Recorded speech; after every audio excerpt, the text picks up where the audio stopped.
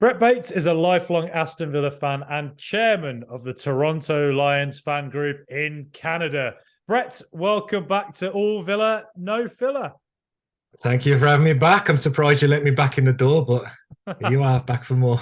No, anytime. You're invited anytime. Well, Brett, look, I'm still rocking and reeling from Villa's incredible 3-0 win over Newcastle. What did you make of that victory?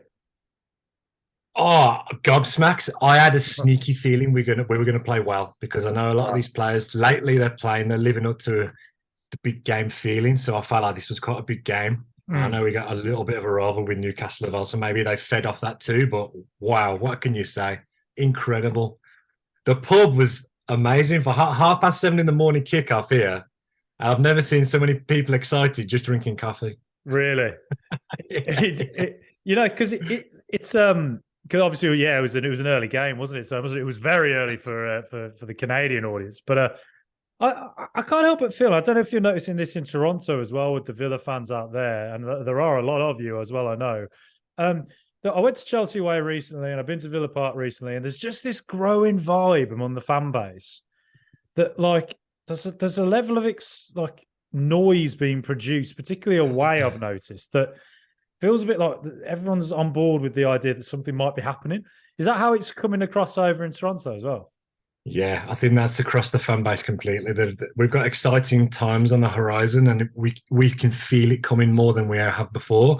I know we've had exciting times like when we got promoted, and that was a big step. But this is that step that we've all wanted to get back to since the Martin O'Neill days, which was a long time ago now. So yeah, it's very exciting. Everyone's very excited. All the groups and stuff. Everyone's chuffed. A lot of Villa fans over here as well. They've never seen anything like this. They've never seen, like, even my wife, like she's never seen us finish or even play like this, or the hope of finishing in the position where we're heading towards now. Europe, crazy. Yeah, I said the word already. It's only a few minutes in. I've already said the word. Well, it's same for me. I mean, my girlfriend, she's Australian from Brisbane. For anybody listening from there, and we started going out in 2017. So when Villa were in the Championship, and it was a couple of years of sort of meandering through that league and trying to explain to my girlfriend, look, Villa, we used to be like, competing in Europe not that long ago. We're traditionally one of the bigger teams in the Prem. Well, were traditionally one of the bigger teams in the country. So it is quite surreal now to finally see us sort of getting back to that sort of stage, hopefully for a long term as well. But we've both supported Villa for quite a long time. Given the run that we're on at the moment, seven wins in 8, I think, and seeing Ollie Watkins scoring 11 in 12, is this the best run you can remember seeing Villa go on in your time supporting Villa? I mean, what was it, 10 wins in the Championship? That was quite impressive and exciting. But this run now is much more difficult because it's the Premier League. It's a different ball game completely, isn't it? So, on terms of quality, I probably have to say, I mean, maybe in the late 90s under John Gregory or Brian Little. Well, that was a long time ago now. So in recent memory, absolutely. This is one of the most unexpected runs as well. Because if you'd have said this to me at the beginning of the season, the Gerrard regime, I would have been like, forget about it. The best we could hope for is 11th, 12th. Yeah. And it only takes a few games. The league was very tight. So a few good wins, and like last weekend, beautiful. It's only a couple of weeks ago. I was looking at the bottom half of the table and seeing how close everybody was, and saying like, "Whoa, phew! Yeah. I'm glad we got away from that." And now, out of nowhere, it's suddenly like, "Hang on, we're in Europe, like places. How's this happened?" It was the turning point, I think, was the Crystal Palace game, because we share a pub with Crystal Palace. They're great. They're a cracking bunch, believe it or not. They're a good bunch of a good group of people. But yeah, we had a bit of banter with them, and that was that game for me was like, who's going to really push themselves away from forgetting about relegation? And then that was it. And crazy word to say it now, relegation. What's that? Yeah, exactly. I don't remember it. No, I've never experienced it. But considering the run Villa are on, and there's still a few games to go this season, I mean, it's crazy to be talking about this. The fact that we're still we're somehow now even in contention for a potential outside chance at top four. I can't believe I'm saying that. But where do you think realistically Villa will end up this season? I mean, there's quite a lot of games still to go.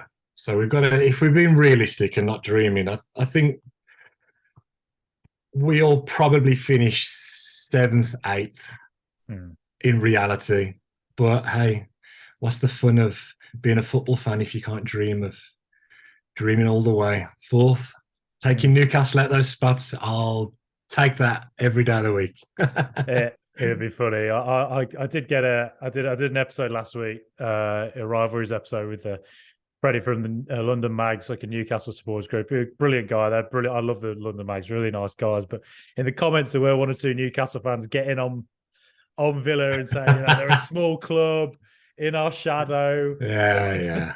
So when we turned up and just laid the smackdown on them, it was quite a nice feeling, to be honest. And so, I mean, you never know. Tottenham and Newcastle play next. If, let's say, Spurs beat Newcastle, and if Villa can get a win against Brentford, suddenly there's 3 points from Villa to Tottenham and Newcastle. Then you're thinking, well, never know. But it's possible. Yeah, it's possible. Still think Liverpool will probably get a run together that edges them ahead of us. But again, they're so inconsistent, you just don't really know, to be honest. So you don't know. It's such a strange season because there's good teams that are not playing well. I mean, even United, I know they're in Champions League right now, but even they're having a down season. Liverpool, as you mentioned, they're having a very down season. They haven't clicked at all. Their midfield's really gone, whatever the saying is, not very good. So Chelsea, Christ, they've taken our place and they're bottom off the table. So in the race for 11th very place. interesting, very strange season. Very strange season, but I'll take it. If we were to sort of look at this season, with Villa, and it has been a very odd season, but since Unai Emery joined, every single player feels like they've gone up a level. But if you were to try and pick out one, who would you say has been the most impressive player for Villa this season? I guess the obvious answer has to be Watkins. But if I'm going to start less than obvious, I've got to say John McGinn under Emery. He's turned into sort of a John McGinn of old, using his backside in even better situations, not doing nothing fancy, just proper Scottish football, if that's a thing. So no fancy stuff, just back to basics and just doing what he does best and no nonsense. But I could write a list of players that have, the whole team has done a U-turn. Douglas Luiz deserves a mention. He's done really well. Yeah. But Watkins has got to be the main one. He has completely changed the caliber and type of player that he is. I don't really know what he's told him, but whatever it is worth £100 million maybe in this current market. Who knows? Yeah. I think he's one of the most informed players, not just in the Premier League, but in Europe, isn't he, Watkins? Yeah. Do you think he's got better numbers than Haaland right now, which is crazy? Mad. I mean, you think of the weekend Gareth Southgate was there. Do you think Watkins is he getting the England call up soon, do you reckon? Does he deserve it? Absolutely. Will he get it? I don't know because of what's Gareth Southgate. I mean, I'm going back into this jaded English Aston Villa fan mentality again, I guess. But who knows? He should have been called up before. Same when we had Jack Grealish in the side. He should have been called up way before he originally was and played in the Euros and such. So does he deserve it in my mind? And as the neutral, put my neutral hat on. Yeah. Will he get it? I don't know. I think he deserves a spot for sure. But completely agree. And I think Tyrone Mings as well is another player who definitely deserves a spot. Do you think I'm maybe overstating it? But at the moment, I mean, obviously John Stones is playing very well for Man City as well. But I look at Mings and think, I don't know if there's a better defender in the Premier League right now. Is that a fair comment? I think it's a comment you can make. I think there's obviously arguments with there's some good defenders in the Premier League, but he's up there. He's up there. Again, under Emery, whatever he's done or said or changed in his game. He's back to the Mings of old, if not better. Strong, solid. He's a big guy. If you see him in person, you don't realize how big he is. He's massive. So he's got a presence as well. And that, like, I know we talk about the presence in the dressing room. I know he was captain and got stripped of that, and that whole mess that came from that as well, which helped nobody, McGinn or the whole squad. I don't think that went down well at all. I'm sure with hindsight, even Gerrard probably wouldn't have done it, but whatever, it's behind us now, and everyone seems to have come out of it at the end of the season a better player. So yeah, I think that's I think there's an argument for the point for sure. He's a solid defender. He's good, strong. Yeah, no nonsense. And I think the last time we spoke was Steven Gerrard era, I think. So this is our first chat during the Unai phase. I mean, look, I call him Professor Unai. I think I'm a bit in love with him. I kind of want to get a tattoo of him on my face. What do you make of Unai Emery? I mean, he's sort of becoming a mythical figure in the Villa fans' eyes already, and he hasn't even been a season yet. But we're early in. We got to remember that we are early in. We love to put our dream hats on and talk about lifting certain trophies and such. But so far, he's on a highway to becoming a legend. But it's a tough word to use, and he's got a long way to go to secure that status. But if he carries on with the trajectory he's got right now, kudos to him. He's letting us live the dream, or at least dream the dream with reality. Yeah, and it's been a long time since a manager did that. I mean, well, obviously we all love Dean Smith, somebody else I call Sir Dean, who helped us live the dream. You know, he was a fan and he got us back into the Premier League. So that will always be such a special era. But I think kind of now, you know, with us wanting to push to Europe, like Emery might just be that manager who has that aura to finally get us back, you know, to that station. But you know, our next game, Brentford, you know, they'd been on this great run themselves for quite a long time. But it seems to have gone a little bit off the rails. 3 losses in a row now. You know, we're playing away there. We don't tend to have done very well away at Brentford in the Championship or recently. But, you know, beaten 4-0 earlier this season under Aaron Danciola. So what do you make of that game? Do you think we can get another win on the scorecard? I mean, sure, why not? Do we deserve it if we keep our form going? Absolutely, we do.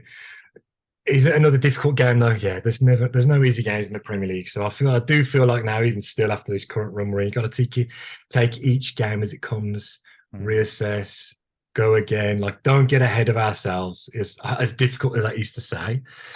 I think we'll win. I think might be a bit more edgy than we have been. I mean, our away form has been fantastic for a lot of this season. So I think we could edge this game. But I think it'll be a battle because, as you said yourself, even at the old place, it was a difficult place to go to.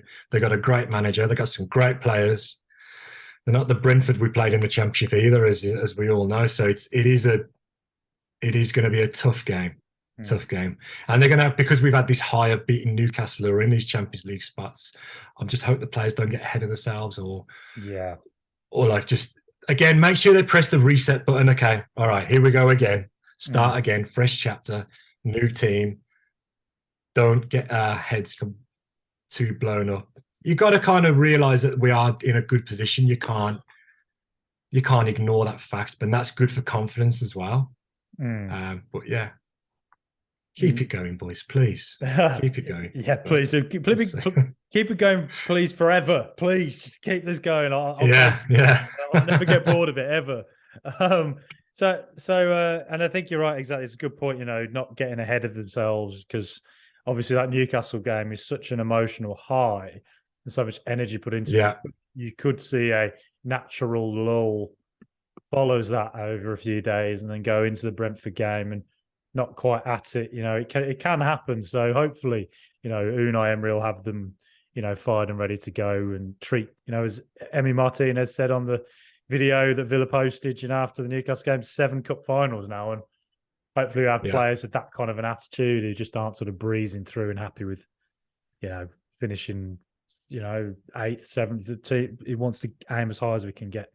But Brett, as we mentioned, you are chairman of the Toronto Lions. Do you want to just tell us a bit about who they are?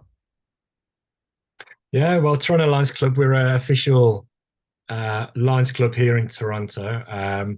We meet at the Wee Sheaf Tavern, which is a great pub. If you've ever been or you've ever been to Toronto over the past 100 years, you may have visited this fantastic watering hole. We got some great staff there. It's a great set out, all the screens all around us, and we got our own section at the beginning, the front of the pub. Sorry, at the beginning, the front of the pub. We got a great thing going on. We're very lucky. We've got quite a lot of members, so we're a big supporters club as well. We got about average. We tend to see probably, I want to say, 40 regular faces. We get about 30 a game, so we get a good crowd of us. And if you listen to this and you're even coming to Toronto, or you're moving, or you're just visiting family, whatever, please come down. It's great. We'll welcome everyone with open arms. We got a pub deal. We got a breakfast deal, full English for $10. Yeah, you'll have a great time. I've tried to build this thing where it's like the closest you can get to being at Villa Park in Toronto, for myself as well, because I've missed it. You can tell I'm a Brummie, so I've always missed it. Try and build a bit of home for everybody, wherever you're from, a bit of Villa Park home, I should say. So wherever you're from, come on down. Because I feel I identify with that. I'm living in London, and I have been now for quite a while. And I'll be honest, I haven't heard a great deal of Brummie accents around in the years I've been here. And so I joined the London Lions. I guess the Toronto equivalent in London. And the amount of suddenly you go and meet them, and there's a lot of Brummie accents again suddenly, and there's a very diverse group of people. It's just a great, and the way it expands your friendship group, the number of people you get to hang out with, it's absolutely fantastic. I mean, have you found that living in Toronto? Absolutely. We got loads of stories where lads have come over and they've ended up living together, and they've got friend bases and friends for life. A lot. That's happened tons of times. I always say, whenever you come and you move here, because a lot of people come on a 2-year, similar to a working holiday visa. I'm not sure what it's called, but similar to that anyway. People come here for 2 years and do that, and they arrive off the plane. They don't know a single person. But if you come and you're a Villa fan, come to the meetups, straight away, you'll have 10, 15 friends instantly. And because a lot of people are in a similar position that you are as well. There's always other people that want to go out for drinks and you want to go and watch this game, this Champions League game, whatever. There's always little pockets of people doing different stuff. And obviously every game we watch together as a big group.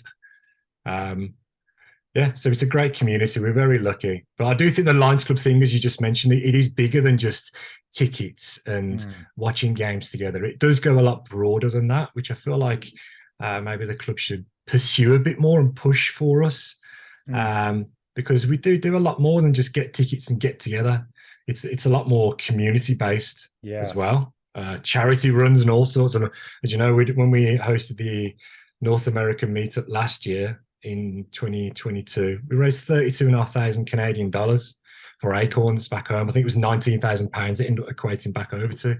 So there's things like that too. There's big events that go on within North America, and I know around the world at Dubai and wherever, they do big stuff too. So yeah, it's bigger than just tickets and watching footy, which is the main part, obviously. But yeah, absolutely. I totally agree. And it's fantastic to hear that about the North America meetup. And I'll ask you about that because again, get a lot of listeners from North America. I notice all across the US and Canada.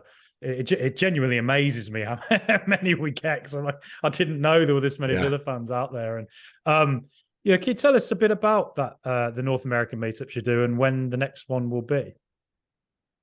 Yeah, absolutely. The North American meetup basically is the coming together of all the North American Lions clubs, plus whoever. We get Kiddie and wherever else come over in Bahrain, whatever. All sorts. All Lion clubs are welcome, but it's mainly for the North American supporters clubs to get together, have a great time, have a couple of adult drinks, raise some money for charity.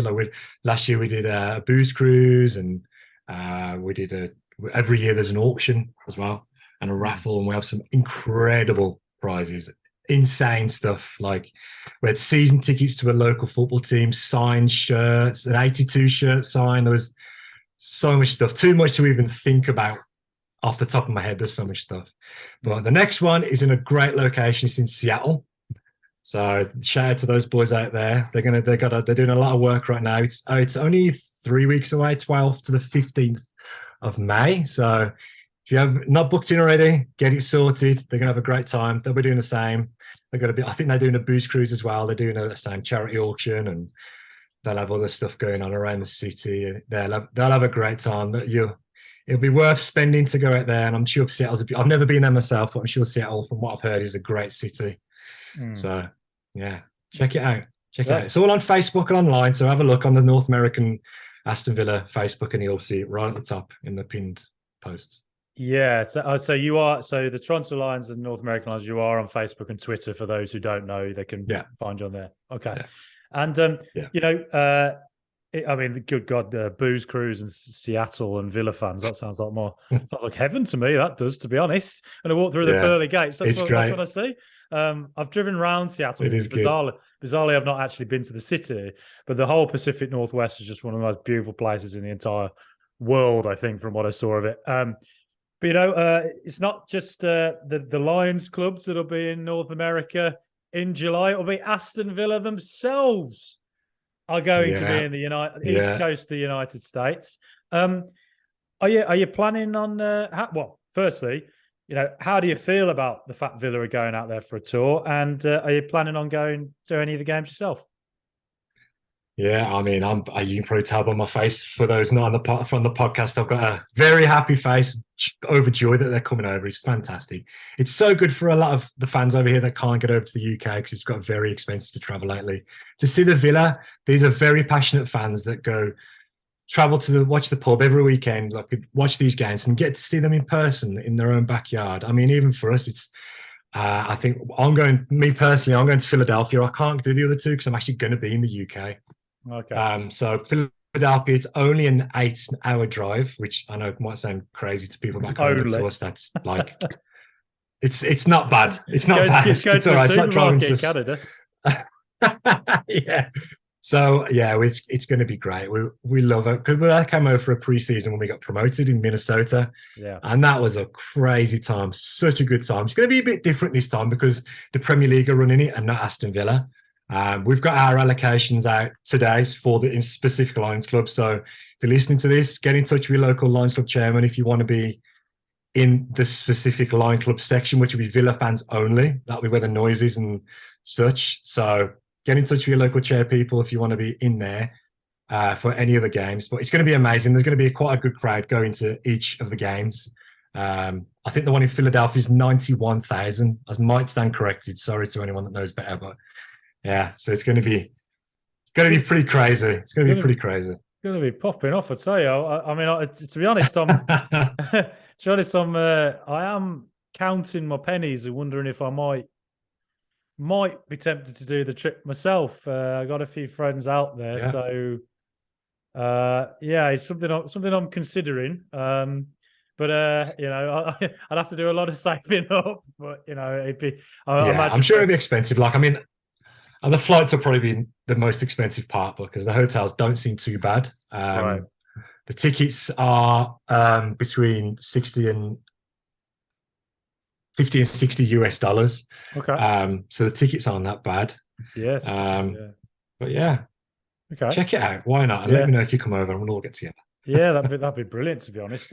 So Brett, you chaired Toronto Lions, you're living in Canada, but look, that accent, I know you're from a similar part of the world as I am, the Midlands area. Yeah.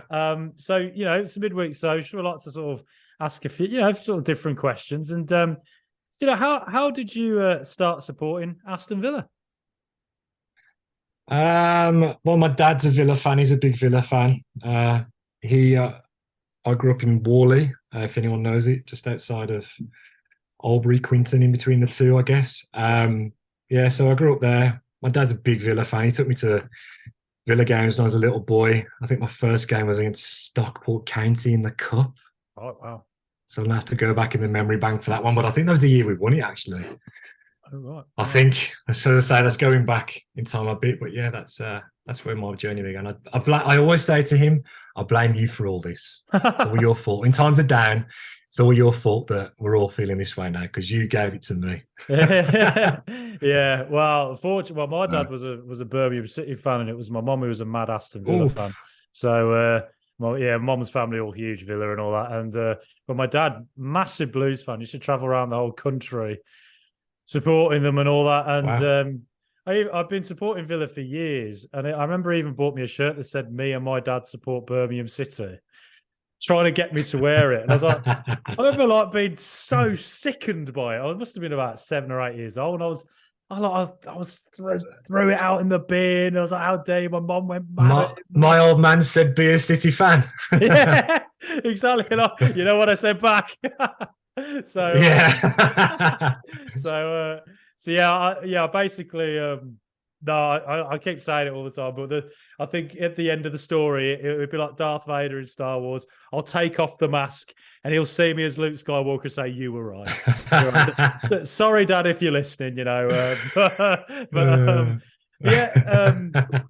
And aside from that as well, like there's been some great memories over the years supporting Villa. Not so many. There are quite a few bad ones as well, but we'll focus on the better ones.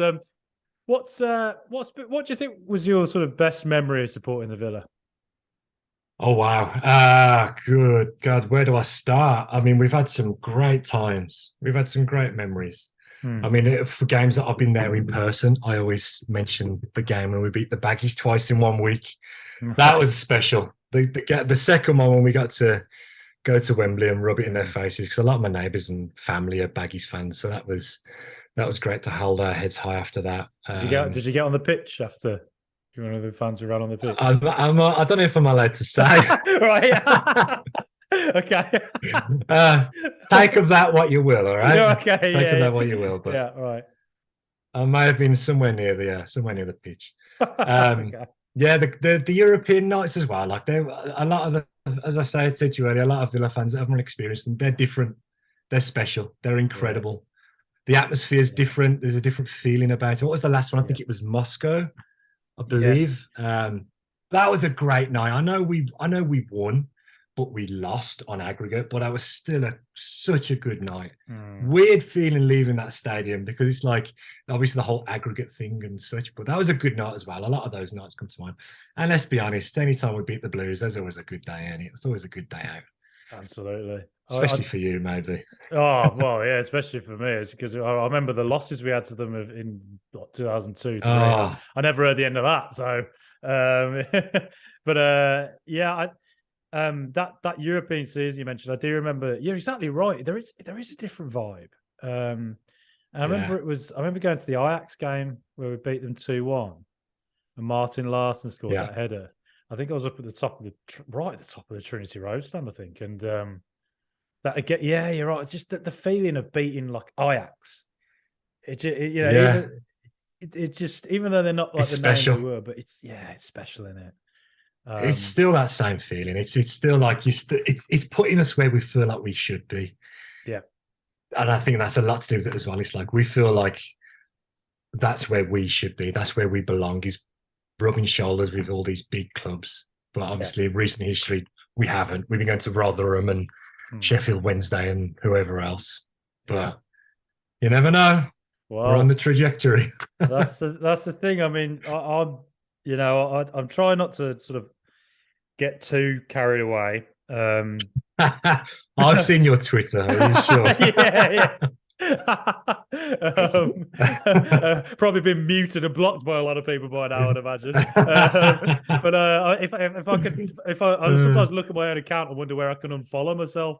But I think I don't know. I just kind of think with Villa, I think the difference now with when it's been in the past, when there's been these kind of, I wouldn't say false dawns, but near misses, when we've done well but not quite broke through.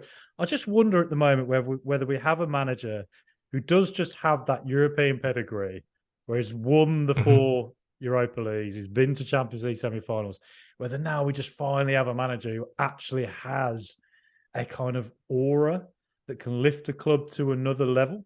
Do you think is that a fair description would you say? Yeah, I think that's totally valid. I think that's a lot of the reason behind all the excitement is we've got reason to be excited about it because we have a manager that has been there, has done it. He's done it before. He knows exactly what it takes to win these competitions, never mind even get there. So, yeah, and I honestly do think that's a reason, fuel to the fire, to give us the excitement we all are feeling right now. And even if it doesn't happen this year, I mean, this off season, we'll be excited again. We got a big season next year to really, if we miss out for whatever reason this year, next year we're going to be just excited again to start the season, get it going. If we'd have had this manager from Unai Emery from the beginning, who knows where we'd be right now? Maybe we'd be in Newcastle's shoes where they are. But again, that's hindsight, isn't it? But yeah, we got a lot to be excited about, and we got a manager to be very excited about. And I think we've got owners and directors that have the patience to give him the time and money and energy to put into the squad and the club to get us where we need to be. It's very exciting times to be a Villa fan. Very exciting. Couldn't agree more. Agree with every single word you just said there, Brett. It's been absolutely brilliant to chat to you. And, just before we go, where can people find you online? Yeah, well, the Toronto Lions Club, Twitter is at Toronto Lions Club. Instagram is at Toronto Lions Club. And Facebook, just Google Aston Villa Toronto Lions and you'll find us. Right in the top bar, search bar, you'll find us. And you'll see me posting rubbish. Thanks a lot, Brett. It's been great to chat to you. No problem. Thank you very much. It's been great talking.